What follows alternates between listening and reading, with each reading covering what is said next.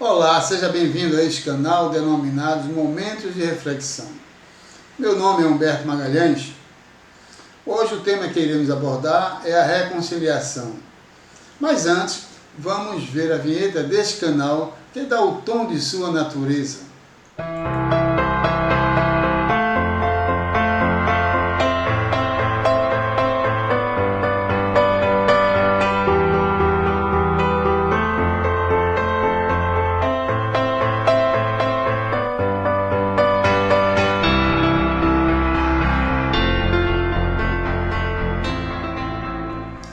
Bem, é uma satisfação renovada estar mais uma vez aqui com você para tratar de um assunto importante para a nossa compreensão e entendimento, o que nos dá luz para a nossa caminhada tão difícil neste mundo cheio de vicissitudes. E dentro da gama de necessidades que precisamos compreender para alcançarmos a aventura espiritual, a reconciliação, que é o tema de hoje, deve fazer parte de nossas preocupações, de nossas ações imediatas. E o que vem a ser reconciliação? Reconciliação é restabelecer a paz e as boas relações com as pessoas, é derrubar o muro que impede a aproximação, é permitir que haja um entendimento e esclarecimentos dos fatos do afastamento entre pessoas. É criar condições para uma recapitulação da vida de forma desarmada, é zerar os efeitos das ofensas recebidas, é tirar de sobre a cabeça o peso da consciência, é fazer as pazes com os adversários, mas a reconciliação verdadeira impõe o assentamento de dois grandes pilares no processo, o do perdão e o da paz, além da necessidade de se enxotar o orgulho contido no coração. Portanto, esse tema foi uma das grandes preocupações de Jesus para conosco, tendo em vista a facilidade que nós temos de nos indispor com as pessoas. Conhecendo a nossa natureza e a predominância do mal sobre o bem neste planeta, ele nos advertiu algumas vezes, de forma enfática, sobre a nossa necessidade de buscar a reconciliação com nossos desafetos, ainda enquanto estamos aqui no plano material, e não deixar que as desavenças se prolonguem para o plano espiritual, quando as consequências serão agravadas. Já do ponto de vista de atendermos à vontade de Deus, disse Jesus: se trouxeres a tua oferta ao altar, e aí te lembrares de que teu irmão tem alguma coisa contra ti, deixar ali diante do altar a tua oferta e vai reconciliar-te primeiro com teu irmão e depois vem e apresenta a tua oferta.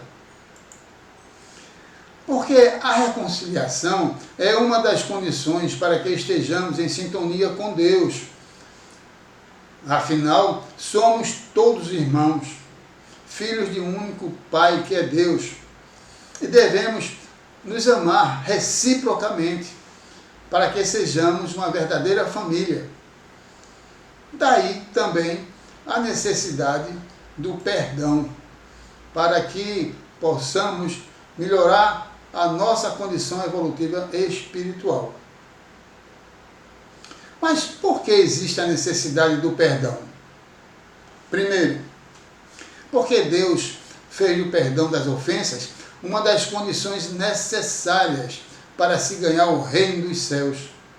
O perdão foi ensinado por Jesus na oração dominical, o Pai Nosso.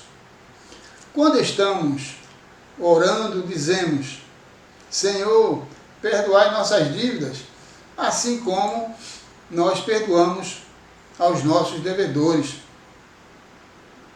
O perdão foi uma das maiores lições que o Mestre Jesus nos deu. Por exemplo, quando ele estava prestes a morrer na cruz, Jesus olhou para todos aqueles que zombavam dele, que o castigavam, que impunham a ele sofrimentos atrozes. E aí ele ergueu os olhos para os céus nos últimos instantes de vida e disse: Pai, perdoa-os, porque eles não sabem o que fazem. Esta foi a maior lição para a humanidade. Foi a maior prova de exercício do perdão e de amor para com todos os homens. Certa vez, Pedro perguntou a Jesus: Senhor, até quantas vezes pecará meu irmão contra mim e eu terei que perdoá-lo? Até 7 vezes? E então Jesus lhe respondeu: Eu não digo 7, mas 70 vezes 7. Ele quis dizer então, sempre. O perdão é a libertação da alma. Se não perdoamos o outro, indiretamente, ele continua a nos fazer mal, porque nós ficamos remoendo o assunto que nos deixou magoados e vamos sendo corroídos pelo ressentimento. Assim, quando perdoamos, deixamos de lado aquilo que nos impactava e passamos a viver em paz. O perdão é um pré-requisito para evoluir na escala espiritual. É feito na escola. O aluno só pode avançar para o ano seguinte se ele passar nas provas. Se não passar, vai ser reprovado e fica estagnado no mesmo ano, na mesma classe, perdendo tempo. Assim ocorre com o espírito. Ele somente evolui se passar por essa barreira, a barreira do perdão. Tudo fica bloqueado do ponto de vista espiritual, enquanto o perdão não acontece. O homem só tem 2 opções quando é machucado por alguém. Só tem 2. Vingar-se e ficar satisfeito por alguns dias, porque depois virão a preocupação com a justiça e outras consequências que podem ser dolorosas, ou perdoar e ser feliz pelo resto da vida. São Francisco de Assis, em sua maravilhosa oração, disse: Senhor, fazei-me instrumento de vossa paz. Onde houver ódio, que eu leve o amor. Onde houver ofensa, que eu leve o perdão. Ó Mestre, fazei que eu procure mais amar que é ser amado, pois é dando que se recebe e é perdoando que se é perdoado. Quando nós estamos orando Pai Nosso, nós falamos o seguinte para Deus: perdoai as nossas ofensas, assim como nós perdoamos a quem nos tem ofendido. Mas, na verdade, as pessoas querem ser perdoadas por Deus, mas não movem uma palha para perdoar o irmão, o desafeto. Isto é uma grande incoerência. Logo, a oração que é feita dessa forma é como fumaça. Não vai adiantar de nada. Não vai tocar o coração de Deus. Não adianta fazer essa oração com o coração cheio de mágoa ou de ressentimentos contra alguém. Nessa maravilhosa e grandiosa oração, São Francisco de Assis pregou os 3 pilares do ensino do Cristo: o amor, o perdão e a paz. Bem, acabamos de falar da primeira necessidade sobre o perdão. Vamos falar agora da segunda. Essa segunda necessidade do perdão se dá porque as querelas aqui, não resolvidas, se transformam em grilhões que prendem espíritos além da vida presente. Elas se sucedem em reencarnações e reencarnações. Essas mágoas alimentadas por alguém, não acabam com a morte do corpo físico. Não.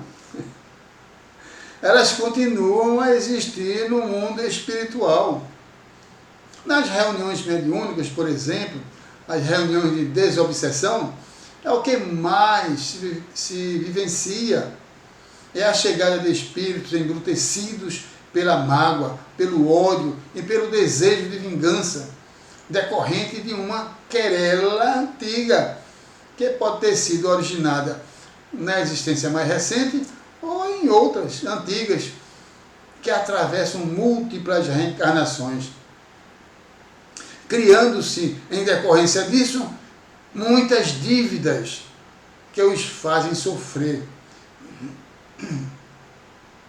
Felicidade ou infortúnio são escolhas do próprio homem, são construções que cabe a cada um assimilar.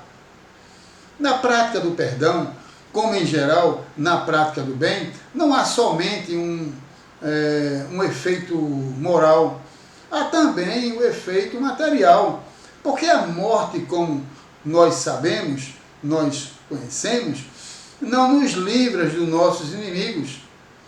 Os espíritos vingativos perseguem muitas vezes com seu ódio, depois da morte do corpo físico, aqueles contra os quais guardam rancor. Por isso, aquele dito popular que diz morto animal, morto veneno, é um grande engano, é um ledo engano, quando se trata do homem. O espírito vingador fica contente quando encontra seu desafeto encarnado, mesmo que isso ocorra em encarnações seguintes, porque aquele que está encarnado fica sem muita liberdade e sofre as mais terríveis obsessões, subjugações e fascinações, uma vez que está vulnerável à ação do inimigo invisível, que age, sem ser visto, para ferir os seus interesses. A relação entre os homens é muito cheia de suscetibilidades. O simples e conhecido "não me toque" é uma prova de falta de indulgência, que é capaz de gerar atritos de toda ordem. E isto ocorre em todas as formas de convivência, seja no ambiente de trabalho, na escola, no convívio social, dentro da sociedade em geral e até no ambiente familiar, onde se geram atritos e situações de problemas diversos que podem evoluir para situações que levam a condições irreconciliáveis. Os nossos comportamentos são contaminados pelo orgulho, pela vaidade, pelo egoísmo, além de desconfiança. Aliás, a nossa própria personalidade é inconstante. O homem se comporta diferentemente dependendo do lugar onde esteja. Se está em casa ou na rua, no trabalho, na presença da pessoa que quer conquistar, sempre se comporta diferentemente para cada situação em que ele se encontre. Sozinho, sem ser visto, o homem faz coisas que diante de outras pessoas não faria. Isso só mostra que o homem tem personalidades diferentes para situações diferentes. Os seus costumes, procedimentos, tratamentos, etc., variam de conformidade com o seu humor, que muda o sabor do vento. Portanto, se agimos diferentemente, dependendo do momento em que nos encontramos, somos capazes de magoar, de contradizer, de contrariar o outrem de conformidade com a situação que se nos apresenta, o que nos leva a criar situações que poderão nos ser desfavoráveis em algum momento de nossa existência, de nossas existências. Por exemplo, vou contar uma historinha né, como exemplo.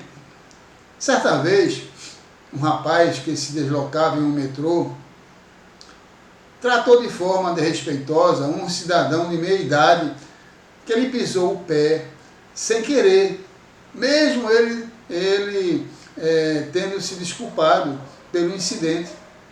Instaurou-se naquele instante um momento constrangedor, impondo ao educado cidadão ter que descer do metrô numa estação que não era a sua habitual, para se livrar daquela situação incômoda. O rapaz que estava indo realizar uma entrevista de emprego numa companhia multinacional que sempre desejou trabalhar, prosseguiu a viagem e desceu na estação que ficava bem próxima de tal empresa. Chegando lá, ficou à espera do momento tão desejado e ficou lendo uma revista enquanto esperava. Em dado momento, foi anunciado o seu nome. Ele foi levado à sala do entrevistador e quando lá chegou, a surpresa, deparou-se com o entrevistador, aquele cidadão que ele tinha furiosamente destratado lá atrás, no metrô. Fitaram-se por alguns segundos. O cidadão educadamente deu um bom dia, mas ele, o rapaz, resolveu dar meia volta e foi embora, envergonhado, encerrando aí o seu sonho de emprego na empresa que queria ser empregado, que desejava tão ardentemente ser empregado. Os nossos comportamentos nos levam a ter atitudes de sentimentos inferiores que empobrecem o espírito. Essas atitudes são motivadas por sentimentos como o rancor, a intolerância, o orgulho, o egoísmo, a raiva, o ódio, a inveja, o ciúme, bem como pela falta de humildade, de ética, de moral, de paciência, de indulgência, etc. Todos esses sentimentos negativos, quando os experimentamos, representam a nossa queda, representam nossa falta de capacidade de convivermos com situações antagônicas às nossas verdades, né? Aquelas nossas verdades entre aspas, as nossas vontades, ou situações que ferem nossos interesses, ou que atingem o nosso orgulho, ou que atingem até o nosso físico. Por isso Jesus disse: vigiai e orai, para não cair em tentação. Por outro lado, Jesus também se preocupava conosco, nos chamando a atenção para trabalharmos a reconciliação com nossos desafetos, para resolvermos nossas pendências aqui, enquanto estamos caminhando com Ele. Não é? Enquanto estamos viciando a experiência carnal, terrestre, para zerar as desavenças e não levarmos essas querelas para o mundo espiritual, para quando chegarmos lá, não termos inimigos e também, o mais importante, para podermos avançar na escala evolutiva espiritual. Os inimigos espirituais sempre estão em posição mais privilegiada do que os encarnados para atacarem nos seus interesses. Portanto, devemos nos reconciliar sempre, construir pontes, porque um dia teremos que passar por elas. E se isso não for possível acontecer, ficaremos presos, sem poder fazer a travessia. Foi quando disse Jesus: não sairás daí enquanto não pagares o último ceitil. Perdoar não é fácil. Eu sei, você sabe, todos nós sabemos. Perdoar é difícil, por conta do orgulho, que é o antagonista da humildade e da humanidade. E quando o perdão é sentido do fundo do coração, ele fere o orgulho de forma contundente. Orgulho esse que corrói o coração. Mas uma coisa é certa, é absolutamente correta e imediata. Quando o homem perdoa, ele se liberta das garras desse sentimento que aniquila o ser. Ele salva a sua alma do sofrimento. Ele sobe alguns degraus na escala evolutiva do ser espiritual que ele é. A cada dia da existência do homem, ele aprende com os erros, defeitos e acertos. E desde que esteja consciente da necessidade de se transformar em um homem melhor, para ser um verdadeiro homem de bem, instala-se nele um processo de autoverificação constante. É como se fosse uma espécie de um processo de controle de qualidade.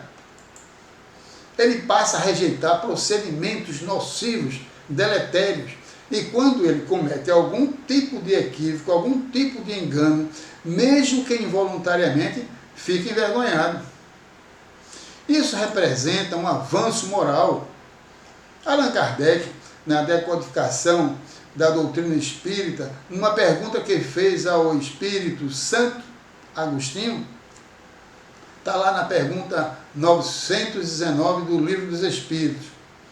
Ele fez essa pergunta a Santo Agostinho sobre qual o meio mais prático, mais eficaz que o homem tem de se melhorar nesta vida e de resistir à atuação do mal. Santo Agostinho respondeu assim: um sábio da antiguidade disse: conhece-te a ti mesmo. E esse sábio foi Sócrates. E ainda mais disse Santo Agostinho, para nos dar uma verdadeira lição de como nós fazemos esse controle.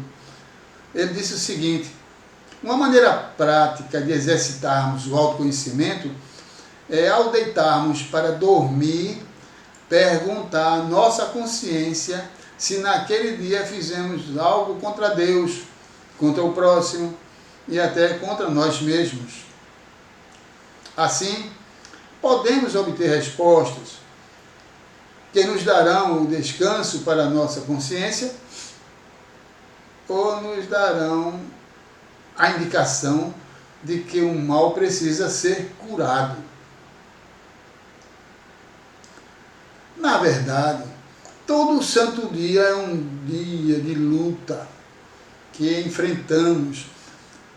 É uma grande batalha para a qual temos de lutar contra nós mesmos, para aumentar o nosso poder de discernimento, polindo a nossa paciência, burilando a nossa tolerância e a indulgência, para somente praticarmos o amor e o perdão. Todos os dias, todos os santos dias, quando acordamos, inicia-se a maratona, uma maratona. Começando em casa, temos que cultivar a harmonia. Saindo à rua, dirigindo nosso carro, num trânsito caótico, nos defrontamos com outros motoristas irritadiços e impacientes. No trabalho, de acordo com o humor do chefe e dos demais companheiros, vivenciamos problemas em filas de banco, de supermercados, num terminal de ônibus ou de metrô lotados. Somos obrigados a conviver com pessoas mal educadas que provocam nosso orgulho e vaidade. Todo santo dia enfrentamos uma batalha. De um lado estamos nós e do outro está o nosso orgulho, o qual precisamos vencer. E a cada vitória ele vai perdendo força. até aniquilarmos ele definitivamente. E isso representa incorporar ao nosso ser a virtude da humildade. A virtude da humildade, tão necessária para servir de elemento indutor de nosso progresso espiritual. A doutrina de Jesus teve por base 3 grandes pilares: o amor, o perdão e a paz. Para o amor, além de tê-lo praticado em larga escala, Jesus disse: amai o próximo como a ti mesmo. Amai os teus inimigos. Amai os que vos perseguem e os que vos caluniam. Amai indistintamente. Para o perdão ele disse: perdoai, não 7 vezes, como perguntou Pedro, mas 70 vezes 7, ou seja, sempre. No seu último momento de vida na cruz, disse: perdoa-os, Pai, porque eles não sabem o que fazem. E para a paz, disse ele: a minha paz eu vos dou. Não vos a dou como o mundo a dá. Com essa expressão, Jesus quis dizer o seguinte, que a paz do mundo é aquela que existe entre uma guerra e outra.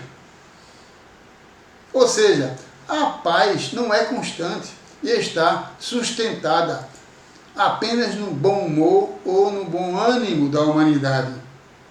Enquanto que a verdadeira paz que o homem pode vivenciar é aquela falada por ele mesmo, Jesus, a que pode estar dentro de nós, quando nos encontramos sintonizados com a lei de Deus, com o pensamento no bem e vivenciando o amor do Cristo. Certa vez disse Divaldo Franco: se você não é amado, isso não é importante. O importante é você amar. Não se preocupe com os inimigos, porque todos nós temos inimigos e isso é secundário. O importante é você não ter inimigo de jeito nenhum, de ninguém. Se alguém não gosta de você, o problema é dele. Mas quando você não gosta de alguém, o problema é seu. Então ame, seja qual for a circunstância. Como disse Jesus, amar a Deus sobre todas as coisas e amar ao próximo como a si próprio, a si mesmo. Devemos viver sintonizados com o amor, o perdão e a paz. Esses 3 pilares dos ensinamentos de Jesus, e são importantíssimos para as nossas vidas. Devemos, portanto, estar sintonizados com esses 3 pilares e muito distantes dos sentimentos danosos para o espírito, o orgulho, o egoísmo e a vaidade. Ainda sobre o perdão, é preciso termos a seguinte compreensão: perdoar não é esperar pelo perdão do outro. Perdoe sempre, independentemente do outro querer aceitar o perdão ou não, porque ele pode querer não nos perdoar. Devemos entender que o perdão é a libertação da alma. Perdoar não é deixar de sentir dor, não. Porque se alguém, por exemplo, mata um filho nosso, e se nós perdoamos o assassino, o filho não voltará para nós. Perdoar é um sentimento pessoal. O perdão é um pré-requisito para ser aceito no reino dos céus. Portanto, atentemos para o que disse o nosso querido, amigo e amado irmão maior Jesus Cristo, na oração que ele nos ensinou: Pai, perdoa-nos, assim como os perdoamos aos nossos devedores. E desta forma, devemos nos reconciliar com nossos adversários, enquanto aqui estamos com eles, para não ficarmos presos em nossas próprias algemas e grilhões do atraso espiritual. Bem, chegamos ao final de nossas reflexões e que Jesus nos envolva com sua paz e harmonia e que Deus nos abençoe agora e sempre. Assim seja.